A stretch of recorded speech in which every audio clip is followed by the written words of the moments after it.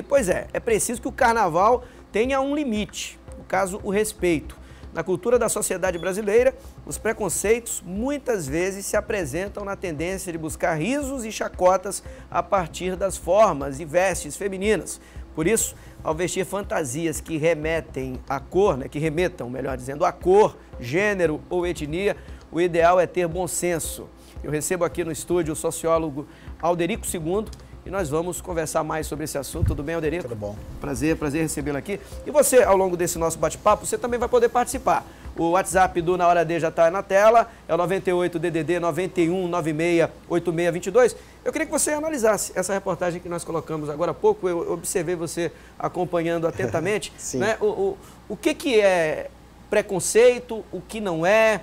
O carnaval é um momento onde as pessoas extravasam, mas às vezes passam do limite. Como é que você vê isso? Então, agradecer primeiramente a produção, o convite de estar aqui, Laércio, com vocês. Bom, a gente precisa entender primeiro essa polarização que nós vivemos no atual contexto político, social aqui do Brasil e que se reflete também no Maranhão.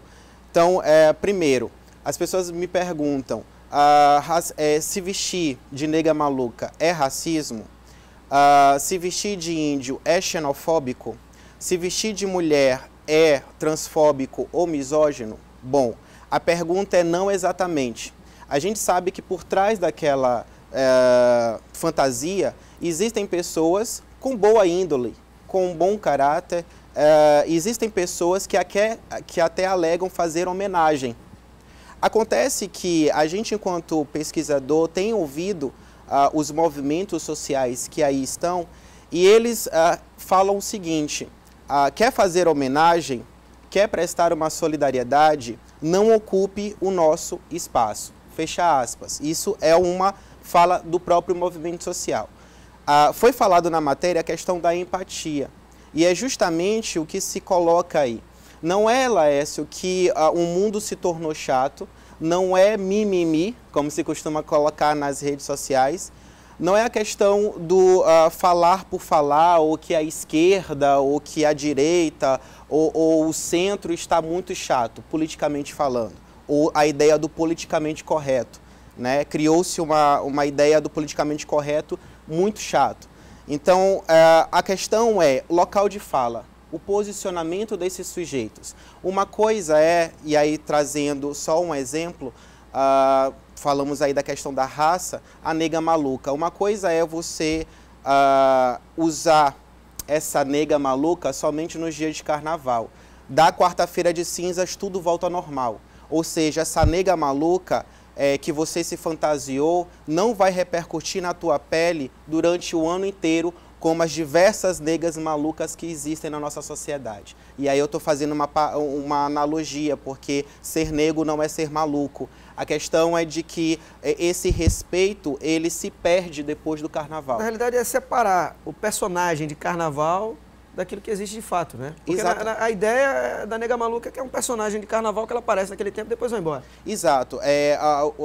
Há tempos atrás surgiu um termo chamado blackface, lá nos Estados Unidos, mais precisamente em 1830, que eram personagens negros feitos por brancos.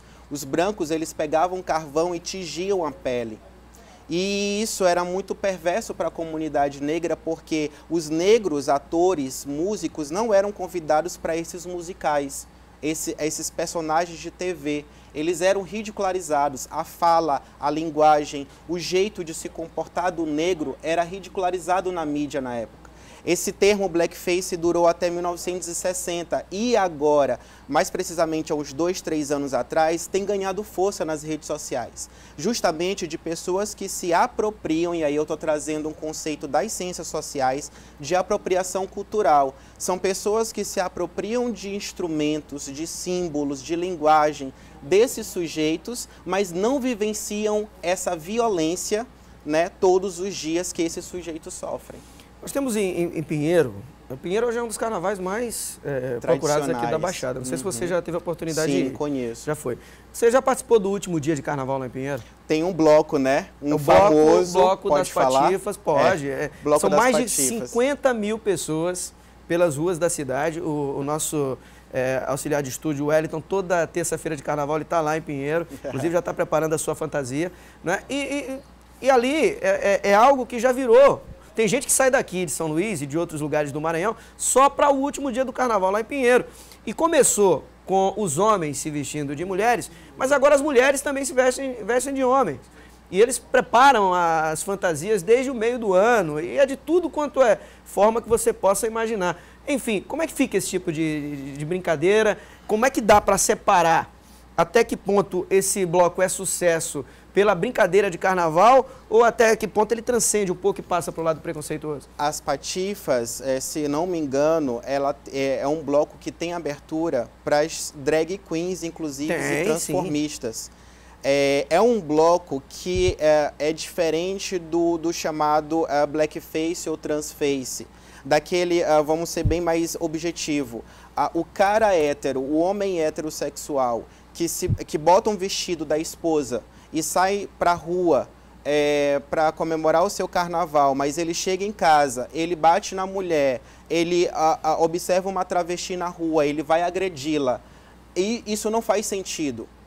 Mas o cara que está ali durante o carnaval, brincando em família, respeitando a diversidade sobretudo, sem agredir essas diferenças, eu não vejo, Laércio, enquanto pesquisador, né, da diversidade, nenhum problema nisso.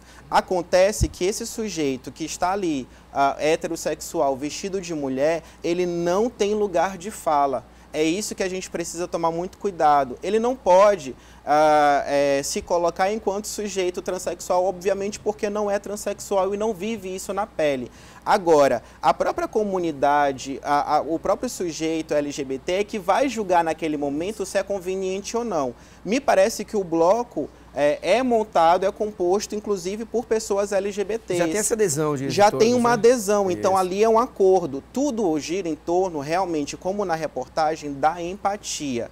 É você se colocar no sujeito. É você parar um pouquinho, Laércio, para pensar e dizer assim, eu vivencio isso na minha pele todos os dias? Será que eu sou empático o suficiente para, depois da quarta-feira de cinzas, continuar defendendo este sujeito negro, este indígena que está acontecendo o genocídio aí, indígena no nosso Brasil? Será que o cocá é bonito somente no carnaval? Você já parou para pensar em fazer uma visita a uma comunidade quilombola? Aqui no nosso Maranhão nós temos várias comunidades indígenas. Você já parou para poder fazer uma visita lá e perguntar do que eles precisam ou como se deve comportar ao longo do ano? Você já parou para chegar num LGBT para conversar com ele ou com ela a respeito de como você deve se portar com este sujeito?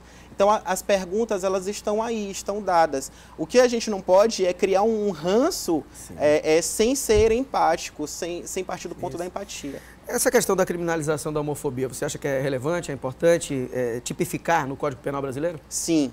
Sim, porque os dados estão aí, né? A cada 19 horas, isso é um relatório da Segurança Nacional, da Secretaria de Segurança Nacional, a cada 19 horas um LGBT é assassinado aqui no Brasil. O GGB, que é uma ONG coordenada pelo antropólogo Luiz Motti, lá na Bahia, registrou só em 2017 445 assassinatos. Em 2018, isso passa de 500, né, se somados, junto com 2017. Então, a gente está num país que todos os dados, cientificamente, estatisticamente falando, todos os dados apontam para o Brasil, para o país que mundialmente mais mata essa população. Então, assim, é necessário, é urgente, o assunto é sério, requer realmente uma atenção muito especial. As pessoas estão morrendo simplesmente por assumirem aquilo que é. E aí vem aquela história do mimimi. Mas é tudo mimimi, tudo é muito chato. Não é bem assim. É que agora as redes sociais deram espaço para que a gente pudesse, nós todos, falar abertamente, sem medo, sem pudor, porque você está atrás de uma tela, então é mais fácil você se manifestar. Isso acaba sendo tanto positivo quanto negativo, né? Porque muita gente se aproveita de estar atrás de uma tela de celular ou de computador para extravasar todo o seu preconceito. Eu queria te fazer uma pergunta que estão chegando de alguns telespectadores, que é a seguinte. Essa violência contra os LGBTs, ela aumentou depois das últimas eleições? Aumentou sim. Eu vou fazer uma comparação que todos os jovens que estão assistindo vão entender, porque essa população ela precisa ser também, digamos, alfabetizada nesse sentido do respeito. Jogos Vorazes, tem o tordo, né? Nós temos agora um tordo que representa nacionalmente essa simbologia do preconceito e da discriminação.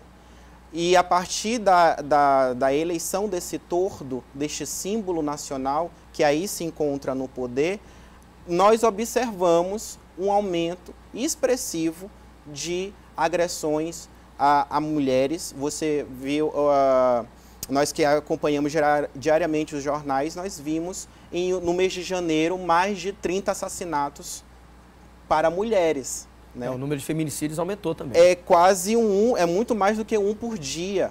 Então você vê, mesmo o feminicídio, a lei do feminicídio não dá conta, porque isso está enraizado culturalmente, esse aspecto preconceituoso, discriminatório, ele está lá na base, lá na casa. Então a gente precisa apostar na educação, a gente precisa apostar em mais políticas públicas efetivas que combatam todo esse tipo de violência. Aprovar, por exemplo, hoje a criminalização LGBT, a gente sabe que não vai dar conta por si só. É preciso e é urgente, mas por si só ela não dá conta. A gente precisa ir lá nas escolas, conversar sobre esses meninos, sobre o que é o racismo, sobre o que é a misoginia, sobre o que é a LGBTQ-fobia, porque eles às vezes não sabem. É tudo muito naturalizado, Laércio. É tão natural que a gente pensa que tá chato, que é mimimi, mas isso é muito antigo. Isso é bem mais antigo do que a gente possa imaginar. No caso, além de aprovar essa nova lei, que tem tudo, acho que para ser aprovada, até pela pressão e pelo momento que nós estamos vivendo, é buscar essa educação, né? Ter aquele valor que outrora muita gente fingia, hoje eu não tenho mais preconceito, eu aceito tudo. Mas muitos desses que diziam aceitar, já conviver normalmente com qualquer tipo de opção, seja ela sexual, religiosa ou cor de pele, essa pessoa saiu lá, né? Aquele famoso ditado de sair do armário valeu para muita gente preconceituosa depois das últimas eleições. Sim, é preciso o chamado resistir, né?